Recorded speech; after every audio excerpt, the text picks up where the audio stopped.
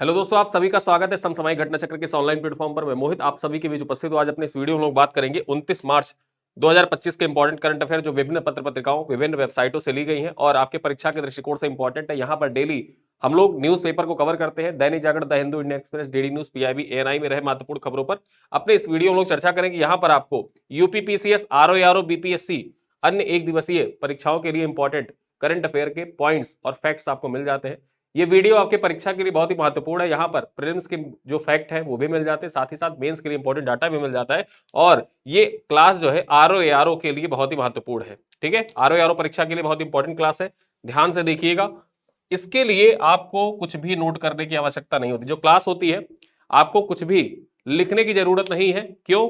क्योंकि इस क्लास की पीडीएफ, पीपीटी, टेस्ट इत्यादि सब कुछ हमारे वेबसाइट पर आपको दी जा रही है। और इस पैकेज को आप परचेज कर सकते हैं। ये मंथली पैकेज होता है। इस मंथली पैकेज को आप 19 रुपए में परचेज कर सकते हैं। इस वीडियो के डिस्क्रिप्शन बॉक्स में जाइएगा, कमेंट बॉक्स में जाइएगा, वहां पर एक लिंक होगा, उस लिंक पर क्लिक करिएगा और क्लिक करने के बाद आप डायरेक्टली इस पैकेज पर पहुंच जाएंगे।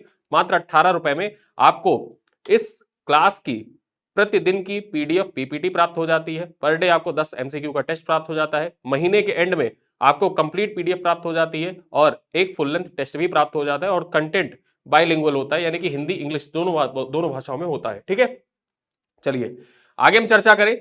चर्चा करने से पूर्व एक सूचना और है कि आरओ के लिए घटना चक्र के द्वारा online practice test series launch की गई है, जहां पर 50 सेट की अनूठी श्रृंखला प्रस्तुत की गई है। और इस अनूठी श्रृंखला में देखा जाए तो जो 50 सेट है, प्रत्येक सेट में 50 प्रश्न होंगे। ठीक है, 50 प्रश्न प्रत्येक प्रश्न में सेट में होंगे। और ये जो 50 प्रश्न है इनमें जीएस प्लस हिंदी जैसा आरओ का पैटर्न है सेम वैसा ही इसको डिजाइन किया गया है। और इसमें जो प्रश्नों का मतलब लेवल है वो एकदम आरओ के प्रश्नों के लेवल के जैसा ही है। मिक्स प्रश्न रखे गए हैं। इसमें आपको करंट अफेयर के भी मिल जाएंगे, रीजनिंग के भी मिल जाएंगे, जीएस के भी मिल जाएंगे, हिंदी के मिल जाएंगे। तो आप इस जो बैच है इस बैच को भी अवेल कर सकते हैं। यहां पर देखा जाए तो ये जो प्रैक्टिस सेट का अनूठा श्रृंखला रखी गई है, इसकी फीस मात्र 299 रुपए है। 299 रुपए में आप इस जो पैकेज है इस पैकेज को परचेज कर सकते हैं। हमारे वेबसाइट पर यह पैकेज दिया हुआ है, टेलीग्राम चैनल में दिया हुआ है, आप जाके इसको देख सकते हैं, अवेल कर सकते हैं। चलिए खबरों पर चर्चा करें तो पहली खबर क्या है? रक्षा मंत्रालय और हिंदुस्तान एरोनॉटिक्स लिमिटेड के बीच 156 लाइट कॉम्बैट हेलीकॉप्टर प्रचंड की आपूर्ति के लिए 2 अनुबंध पर हस्ताक्षर किए गए हैं। ठीक है, ये पॉइंट आपके परीक्षा के लिए इंपॉर्टेंट हो जाता है। किसके किसके बीच में 2 अनुबंध हस्ताक्षरित किए गए हैं?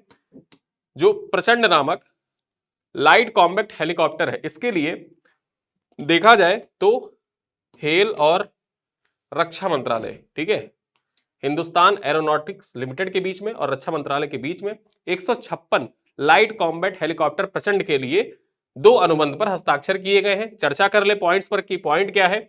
यहां पर देखें, रक्षा मंत्रालय ने हिंदुस्तान एरोनॉटिक्स लिमिटेड के साथ 156 लाइट कॉम्बैट प्रचंड हेलीकॉप्टर की आपूर्ति के लिए 2 अनुबंध पर हस्ताक्षर किए हैं। इसमें प्रशिक्षण तथा अन्य संबंधित उपकरण शामिल हैं।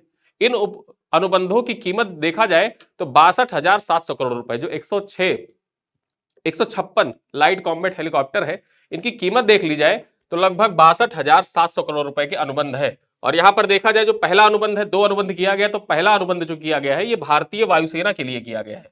ठीक है, भारतीय वायुसेना को 66 लाइट कॉम्बैट हेलीकॉप्टर, और दूसरा अनुबंध जो किया गया है वो भारतीय सेना के लिए यानी थल सेना के लिए 90 लाइट कॉम्बैट हेलीकॉप्टर की आपूर्ति करेगा। ठीक है, तो जो दोनों अनुबंध किए गए हैं वो वायुसेना के लिए और भारतीय सेना के लिए किया गया है, थल सेना के लिए किया गया है।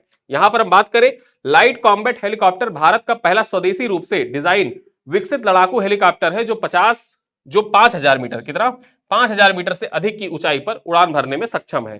ठीक है, तो ये पॉइंट याद रखिएगा कि जो लाइट कॉम्बैट हेलीकॉप्टर है, ठीक है, प्रचंड, क्या नाम है इसका? प्रचंड।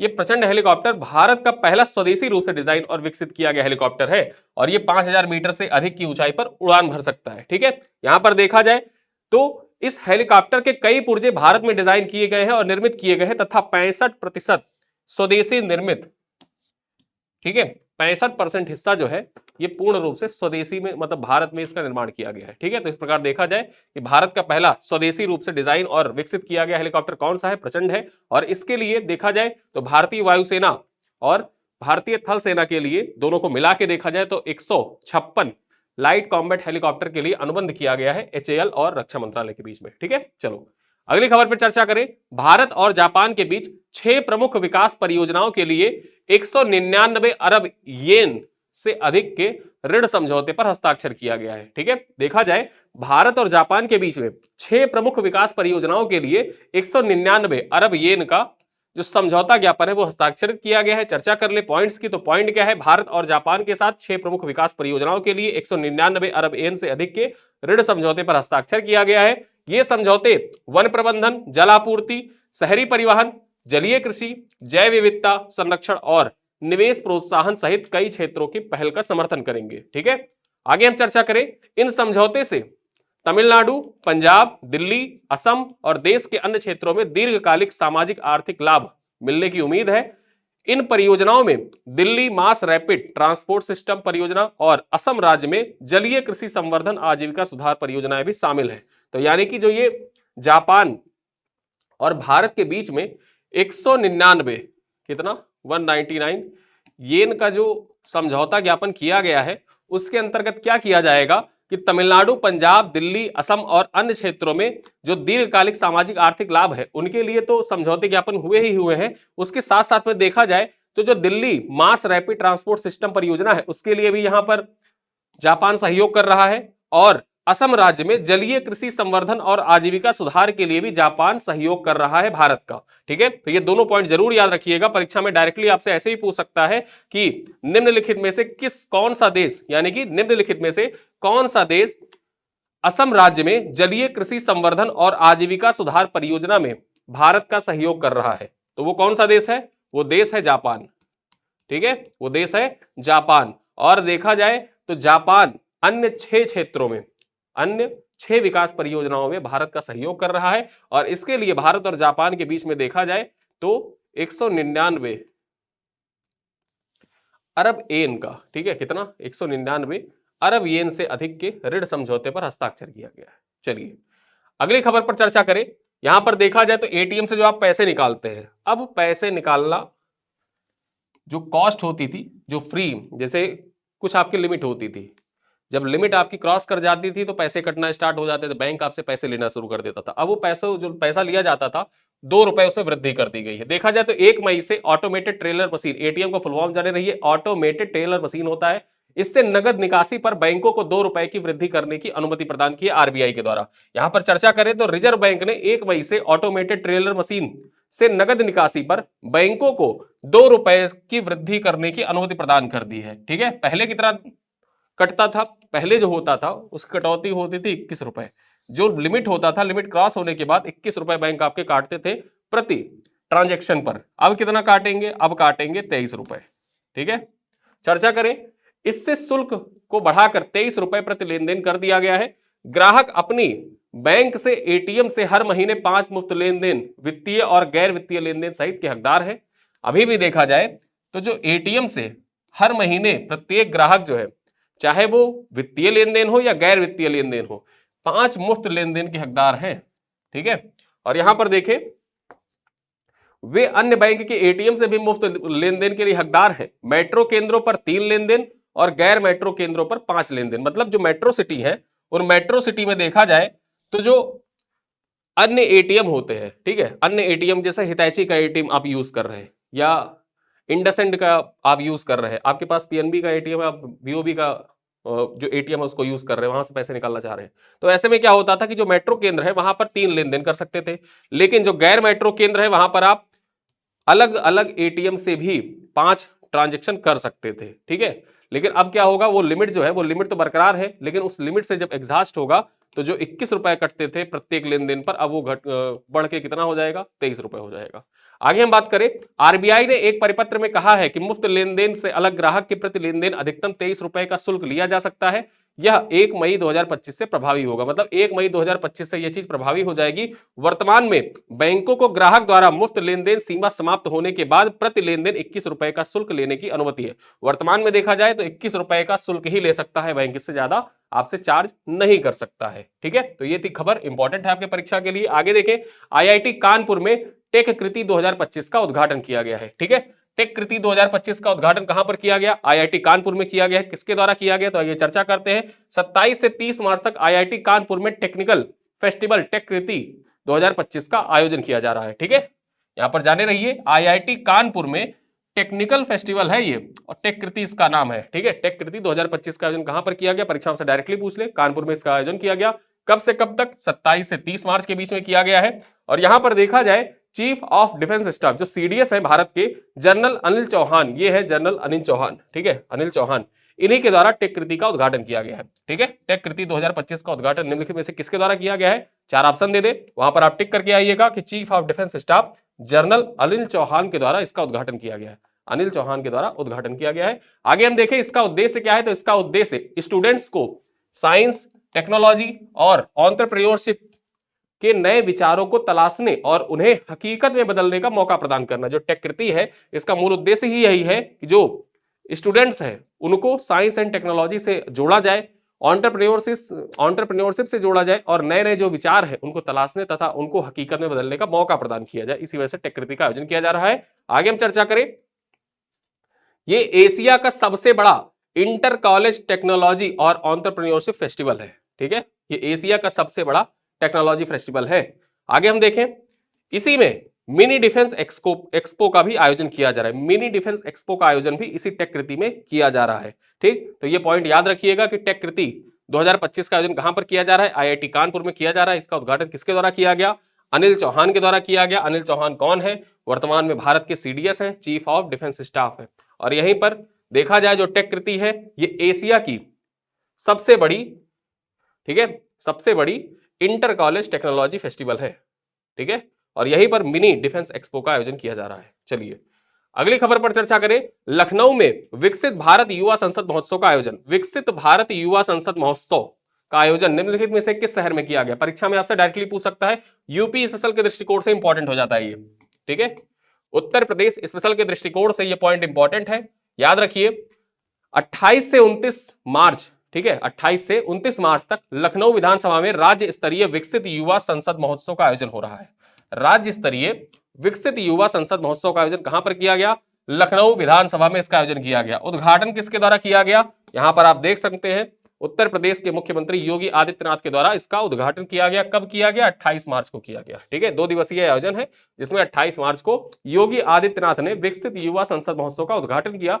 इस महोत्सव का उद्देश्य क्या है? तो इस महोत्सव का उद्देश्य युवाओं को नीति निर्माण में भागीदारी देना और लोकतांत्रिक मूल्यों को सशक्त बनाना, इसका मूल उद्देश्य है। जो यह आयोजन हुआ था, इसका उद्देश्य क्या था कि जो युवा हैं उत्तर प्रदेश के, उनको नीति निर्माण में भागीदार बनाया जाए और साथ ही साथ जो लोकतांत्रिक मूल्य है, उन लोकतांत्रिक मूल्यों को मजबूती प्रदान की जाए। ठीक है, आगे हम चर्चा करें, यह महोत्सव भारत सरकार के युवा कार्यक्रम और खेल मंत्रालय के जरिए आयोजित किया जा रहा है। जो ये महोत्सव था, यहां पर आप देखें, विकसित भारत युवा संसद महोत्सव, ये राज्य स्तरीय महोत्सव है। उत्तर प्रदेश के लखनऊ, उत्तर प्रदेश की राजधानी लखनऊ में आयोजित किया गया। इसका उद्घाटन किसके द्वारा किया गया? उद्घाटन किया गया योगी आदित्यनाथ के द्वारा। और इसका आयोजन किसके सहयोग से किया जा रहा है? तो इसका आयोजन जो है वो सहयोग से किसके किया जा रहा है? भारत सरकार के युवा कार्यक्रम और खेल मंत्रालय के जरिए इसका आयोजन किया जा रहा है। ठीक है, तो ये पॉइंट याद रखिएगा कि उत्तर प्रदेश में जो युवा संसद महोत्सव का आयोजन किसके सहयोग से किया गया? युवा कार्यक्रम और खेल मंत्रालय के सहयोग से किया गया। चलिए अगली खबर पर चर्चा करें। एआई बेस्ड सर्विलांस के लिए यूपी एसआईडीए और आईआईटी कानपुर के बीच में समझौते ज्ञापन पर हस्ताक्षर किया गया। यहां पर पॉइंट्स पर चर्चा करें तो 27 मार्च को उत्तर प्रदेश राज्य औद्योगिक विकास प्राधिकरण, जिसको आप शॉर्ट में यूपीएसआईडीए कहते हैं, और आईआईटी कानपुर के बीच में एक समझौते ज्ञापन पर हस्ताक्षर हुआ है। समझौते के तहत उत्तर प्रदेश के इंडस्ट्रियल एरिया में AI based surveillance security solutions develop किए जाएंगे। ठीक है, जो समझौता हुआ है बेसिकली किस लिए हुआ है? तो उत्तर प्रदेश का जो औद्योगिक क्षेत्र होता है, उत्तर प्रदेश के औद्योगिक क्षेत्रों में AI based surveillance security solutions develop करने के लिए एक समझौते ज्ञापन पर हस्ताक्षर किया गया है। ठीक है, आगे हम देखें, इसके अंतर्गत जो इंटरनेट ऑफ थिंग्स सेंसर है और एआई पावर्ड प्रेडिक्टिव एनालिटिक्स, समय पर गलतियों का पता लगाएंगे। ठीक है, और इससे होगा क्या कि इससे इंडस्ट्रियल एरिया इंफ्रास्ट्रक्चर की विश्वसनीयता में सुधार होगा। जब इंडस्ट्रियल एरिया में AI based surveillance security solutions develop किए जाएंगे तो उससे क्या होगा कि इंडस्ट्रियल एरिया में जो इंफ्रास्ट्रक्चर की विश्वसनीयता है उस पर और लोगों का विश्वास जगेगा तथा उसकी विश्वसनीयता में सुधार होगा। इसी वजह से समझौता ज्ञापन हस्ताक्षरित किया गया है आईआईटी कानपुर के बीच में और उत्तर प्रदेश राज्य औद्योगिक विकास प्राधिकरण के बीच में। और यह समझौता कब हुआ? 27 मार्च को हुआ है। ठीक है, चलिए आगे हम चर्चा करें। आपके परीक्षा के दृष्टिकोण से महत्वपूर्ण है, मुख्य परीक्षा के लिए इंपॉर्टेंट है। जलवायु परिवर्तन से संबंधित जब आपका प्रश्न आएगा, निबंध आएगा, तो उसमें आप इन चीजों को मेंशन करिएगा। ठीक है, 28 मार्च को मौसम विभाग के द्वारा आंकड़े जारी किए गए और अपने आंकड़ों में मौसम विभाग ने बताया कि 28 मार्च को मौसम विभाग ने साल 2025 को सबसे गर्म वर्ष होने का अनुमान जताया है। ठीक है, अपने आंकड़े जारी किए और उसी आंकड़ों में बताया कि 2025 का जो साल है वो अब तक का सबसे गर्म साल होने वाला है। यहां पर चर्चा कर ले क्या कहा है मौसम विभाग ने। अन्य, इस साल देश के नॉर्थ वेस्ट राज्य यानी कि हरियाणा, पंजाब, राजस्थान, हिमाचल प्रदेश, जम्मू कश्मीर, उत्तराखंड, दिल्ली में हीट वेव जो है यानी कि जो लू है, ठीक है, इनके दिनों की संख्या दुगनी होने की आशंका है। उत्तराखंड, हिमाचल प्रदेश, जम्मू कश्मीर जैसे राज्यों में जो लू है उनकी संख्या दुगनी हो जाएगी। जो ठंडे प्रदेश है उनमें भी लू चलेगी और उनकी संख्या दुगनी हो जाएगी। मौसम विभाग ने यह जानकारी नहीं दी है कि इस साल हीटवेव का असर कितने दिनों तक रहेगा, लेकिन हीटवेव के दिनों की संख्या दुगना होने के चलते 2025 अब तक का सबसे गर्म साल हो सकता है। ठीक है, यह अनुमान व्यक्त किया है मौसम विभाग ने। आगे हम देखें, सबसे गर्म साल होने की स्थिति में पारा सामान्य से 5 डिग्री या उससे भी अधिक हो सकता है। इस साल देखा जाए जो सामान्य तापमान होता है उस सामान्य तापमान से 5 डिग्री तक जो पारा है वो ऊपर जा सकता है, तापमान 5 डिग्री तक बढ़ सकता है। ठीक है, तो ये अनुमान व्यक्त किया है और इसको आप जलवायु परिवर्तन से संबंधित निबंध आएगा या जीएस पेपर 2 में जलवायु परिवर्तन से संबंधित कोई क्वेश्चन आता है, जीएस पेपर 3 में आता है, पर्यावरण से संबंधित कोई क्वेश्चन में आता है, तो वहां पर आप इन पॉइंटों को जरूर लिखिएगा। ठीक है, चलो अगली खबर पर चर्चा करें। Immigration and foreigners bill 2025, immigration and foreigners bills जो है 2025, इसके बारे में पॉइंट्स पर चर्चा कर ले तो 27 मार्च को लोकसभा में इमिग्रेशन एंड फॉरेनर्स बिल 2025 पास हो गया है। यह बिल लोकसभा में 11 मार्च को पेश किया गया था। जो इमिग्रेशन एंड फॉरेनर्स बिल है ये देखा जाए तो इसको पास कर दिया गया 27 मार्च को। पेश कब किया गया था? 11 मार्च को पेश किया गया था। अब इसमें प्रावधान क्या, उन प्रावधानों को जान ले तो इस बिल का उद्देश्य भारत में इमिग्रेशन से संबंधित प्रक्रियाओं को सुव्यवस्थित करना है, अवैध प्रवास को रोकना है और राष्ट्रीय सुरक्षा को मजबूत बनाना है। ठीक है, इसी वजह से यह इमिग्रेशन बिल लाया गया है। और यहां पर देखा जाए तो इस बिल में वास्तविक आगंतुकों और शरणार्थियों के अधिकारों की रक्षा भी सुनिश्चित की गई है। बिल के मुताबिक एक सबसे खास पॉइंट यह है कि बिल में यह कहा गया है कि कोई व्यक्ति अगर गैर कानूनी तरीके से किसी विदेशी को देश में लाता है, ठहराता है या बसाता है तो उसे 3 साल तक की जेल हो सकती है या 2 लाख से 5 लाख तक रुपए जुर्माना हो सकता है या फिर दोनों हो सकता है। यानी कि कोई व्यक्ति है अगर किसी को अवैध तरीके से भारत में लेकर आता है और यहां पर उसको बसा देता है, ठीक है, उसको यहां पर ठहराता है, लाता है तथा बसाता है, तो उसके ऊपर क्या कार्रवाई की जाएगी कि उसे 3 साल तक की जेल हो जाएगी। या तो उसे 2 से 5 लाख रुपए तक जुर्माना देना होगा या फिर दोनों ही देना होगा। ठीक है, तो ये पॉइंट याद रखिएगा। चलिए आगे देखें, ऑपरेशन ब्रह्मा। ऑपरेशन ब्रह्मा देखा जाए कल, ठीक है, कल म्यांमार में आया भूकंप। दोपहर के करीब 11:30 बजे के आसपास म्यांमार में भूकंप आया और म्यांमार में भूकंप आने के बाद देखा जाए तो आसपास के जो देश हैं वो भी प्रभावित हुए, वहां पर भी भूकंप के झटके महसूस किए गए। थाईलैंड सबसे ज्यादा प्रभावित रहा। बांग्लादेश, भारत, चीन, थाईलैंड और म्यांमार, ये 5 क्षेत्र ऐसे थे, 5 देशों में भूकंप का असर हुआ।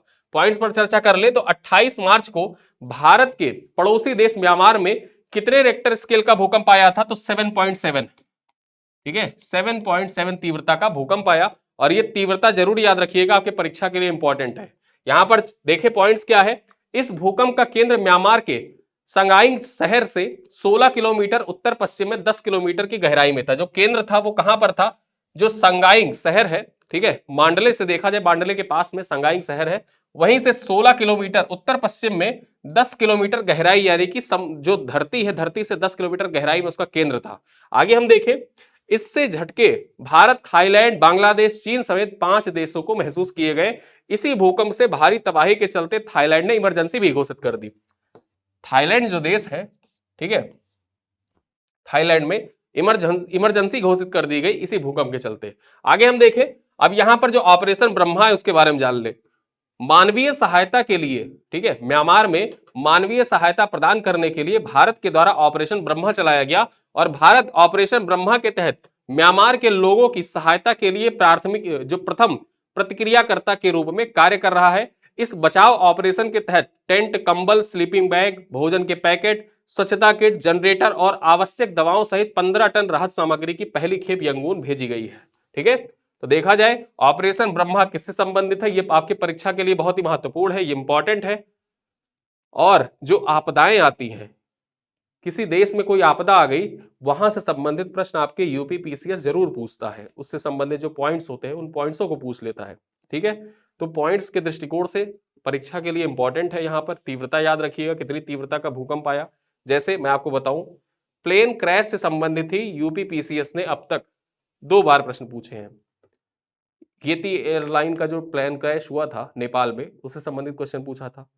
भूकंप से संबंधित क्वेश्चन पूछ चुका है, तो यहां पर ऑपरेशन ब्रह्मा ऑपरेशन से संबंधित क्वेश्चन पूछ चुका है। आपके लिए एक सवाल है, यूक्रेन से जो फंसे हुए भारतीय नागरिक थे, उन भारतीय नागरिकों को वापस लाने के लिए भारत के द्वारा कौन सा ऑपरेशन चलाया गया था? यूक्रेन से भारतीयों को वापस लाने के लिए कौन सा ऑपरेशन चलाया गया था? एक प्रश्न और है, ऑपरेशन अजय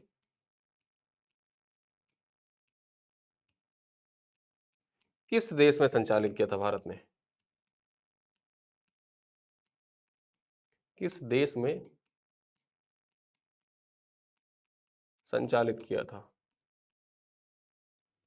ये बताइएगा आप लोग कमेंट बॉक्स में।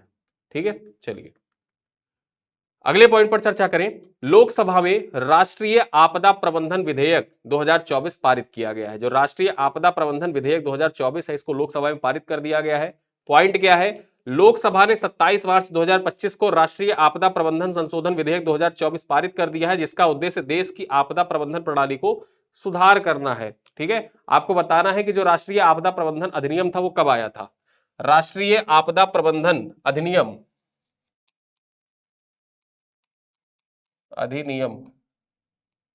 ये कब आया था, आपको बताना है कमेंट बॉक्स में। और ये आपके पीवाईक्यू का सवाल है। ठीक है, जो स्टैटिक जीके का सवाल है, इंपॉर्टेंट है आपके परीक्षा के लिए। आपदा प्रबंधन आपके जीएस पेपर 3 में भी एक टॉपिक के तौर पर पूरा पूरा दे रखा है, और हर बार आपदा प्रबंधन से 1 से 2 सवाल आते ही है आपकी परीक्षा में, मेंस में भी। ठीक है, एक क्वेश्चन पूछेगा 8 नंबर में और एक क्वेश्चन पूछता है 12 नंबर में, यानी कि हर साल 200 में से 20 नंबर के सवाल आते हैं आपदा प्रबंधन से। ठीक है, चलो पॉइंट्स देखें।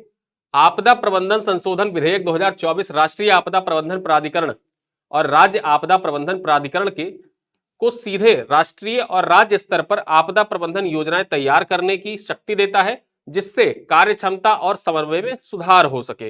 यहां पर चर्चा करें, यह विधेयक राज्य सरकारों को राजधानी शहरों और नगर निगम वाले शहरों में शहरी आपदा प्रबंधन प्राधिकरण स्थापित करने की भी अनुमति देता है। यानी कि जो राज्य सरकार है, जो ये आपदा प्रबंधन संशोधन विधेयक 2024 है, मूलतः राज्य सरकारों को अधिकार देता है कि वो अपने जो राजधानी शहर है, उन राजधानी शहरों में तथा जो नगर निगम वाले शहर हैं, उन नगर निगम वाले शहरों में भी शहरी आपदा प्रबंधन प्राधिकरण स्थापित कर सके। यानी कि शहरी आपदा प्रबंधन प्राधिकरण स्थापित करने की शक्ति प्रदान करता है ये आपदा प्रबंधन संशोधन विधेयक 2024। ठीक है, आगे हम देखें, साथ ही राष्ट्रीय और राज्य स्तर पर आपदा डाटाबेस बनाने का प्रावधान करता है, जिससे बेहतर योजनाएं और प्रतिक्रिया सुनिश्चित होगी। ठीक है, तो ये पॉइंट था आपदा प्रबंधन, राष्ट्रीय आपदा प्रबंधन संशोधन विधेयक 2024 जो पेश किया गया, इसका मूल पॉइंट, मूल क्रक्स ही यही था। ये 2 पॉइंट जरूर याद रखिएगा कि शहरी आपदा प्रबंधन प्राधिकरण स्थापित करने का जो अधिकार है वो प्रदान किया गया है। साथ ही साथ आपस में समन्वय विकसित करने के लिए देखा जाए तो आपदा डाटाबेस बनाने का प्रावधान भी किया गया है, जिससे बेहतर योजनाएं और प्रतिक्रिया सुनिश्चित की जा सके। ठीक है, तो ये इतने पॉइंट थे आपके परीक्षा के दृष्टिकोण से महत्वपूर्ण, इनको देखिएगा। अब मैं आपसे पूछूंगा कुछ प्रश्न।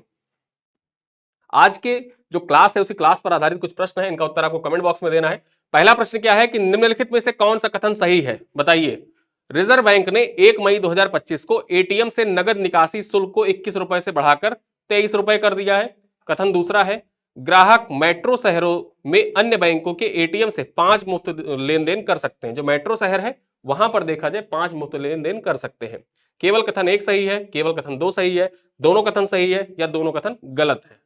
क्वेश्चन नंबर 2 है, निम्नलिखित में से कौन सा कथन सही है। पहला देखिए, कथन एक, टेक कृति 2025 का उद्घाटन chief of defence staff general Anil Chauhan ने किया है। दूसरा है, टेक कृति 2025 का आयोजन 27 से 29 मार्च तक हुआ। ठीक है, 27 से 29 मार्च तक हुआ। आगे बताइए, केवल कथन एक सही है, केवल कथन दो सही है, दोनों कथन सही है, या दोनों कथन गलत है। क्वेश्चन नंबर 3 है, निम्नलिखित में से कौन सा कथन सही है। विकसित युवा संसद महोत्सव का उद्घाटन मुख्यमंत्री योगी आदित्यनाथ ने किया। कथन 2 कह रहा है, यह महोत्सव भारत सरकार के शिक्षा मंत्रालय के द्वारा आयोजित किया जा रहा है। आपको बताना है कौन सा कथन सही है। ठीक है, यहां पे लिख गया है केवल कथन एक सही है, केवल कथन दो सही है, दोनों कथन सही है, या दोनों कथन गलत है। क्वेश्चन नंबर 4 है, निम्नलिखित में से कौन सा कथन सही है। कथन एक कह रहा है, यूपीएसआईडीए और आईआईटी कानपुर के बीच में समझौता जो हुआ है वो 27 मार्च को हुआ, और देखा जाए इस समझौते का उद्देश्य उत्तर प्रदेश के ग्रामीण क्षेत्रों में एआई बेस्ड सर्विलांस को लागू करना है। ठीक है, आपको बताना है कौन सा कथन सही है। केवल कथन एक सही है, केवल कथन दो सही है, दोनों कथन सही है, दोनों कथन गलत है। क्वेश्चन नंबर 5 है, म्यांमार में आए भूकंप सहायता के लिए भारत ने कौन सा ऑपरेशन शुरू किया है। कथन एक देखिए, भारत ने म्यांमार में सहायता प्रदान करने के लिए ऑपरेशन ब्रह्मा शुरू किया है, यह पहला कथन है, और यहां पर यह कथन यहां लिख गया है, कथन यहां होगा। ठीक है, कथन दो, कथन दो क्या कह रहा है, ऑपरेशन ब्रह्मा के तहत भारत ने म्यांमार को 15 टन की राहत सामग्री भेजी है। ठीक है, अब बताइए कौन सा कथन यहां पर सही है, कौन सा कथन सही है। केवल कथन एक सही है, केवल कथन दो सही है, दोनों कथन सही है, दोनों कथन गलत है। जो कुछ क्लास में पढ़ाया गया है उसी पॉइंट्स पर आधारित यहां पर एमसीक्यू लगे हुए हैं। इन एमसीक्यू का उत्तर आप कमेंट बॉक्स में दीजिएगा, और वीडियो पसंद आए तो अपने दोस्तों के साथ साझा जरूर किया करिए। हमारी रीच बढ़ती जाएगी, हम लोग कंटेंट और रिच करते जाएंगे। आरओ की परीक्षा नजदीक है, नए नए इनिशिएटिव्स लेने हैं, कुछ स्टैटिक जीके के संबंधित, कुछ साथ साथ में जो प्रैक्टिस होती है। हम लोग तो यही सोच रहे हैं कि करंट अफेयर की जो क्लास होती है उसमें भी कम से कम 10 जीएस के प्रश्न भी समाहित किए जाए, जिनसे आपके डेली टेस्ट भी होते रहे। तो इन सब चीजों को आगे प्लान किया जा रहा है, और प्लान तभी सक्सेसफुल होगा, कोई प्लान तभी सक्सेसफुल होता है जब लोगों का सहयोग उसमें होता है। ठीक है, तो आप लोग भी सहयोग दीजिए और वीडियो को लाइक करिए, अपने दोस्तों के साथ साझा करिएगा। मिलते हैं अगले वीडियो में, तब तक के लिए धन्यवाद।